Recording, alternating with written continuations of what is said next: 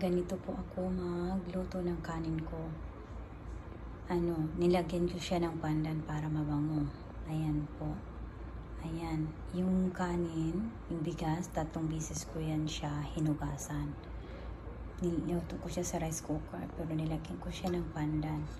Kung magtanong naman kayo saan ko siya nabili yung pandan, sa Asian market, sa frozen section, nilagay ko lang siya sa freezer. Matagal yan siya masira. Basta nakalagay lang siya sa freezer. Ayan guys, share ko lang guys kung paano ako magluto ng kanin ko. Kasi mabango yung pandan. Ayan. Ayan siya guys. And then, nagluto pa ako ng isda. Ayan.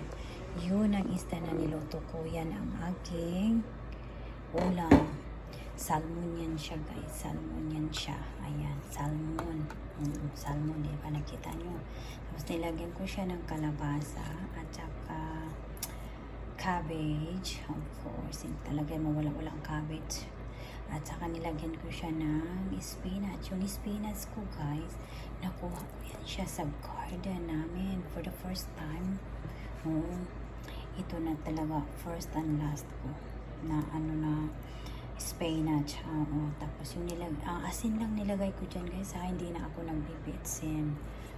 Matagal na hindi na ako nagbitsin guys. Share ko lang guys. I hope you enjoyed my video and God bless guys. Bye bye.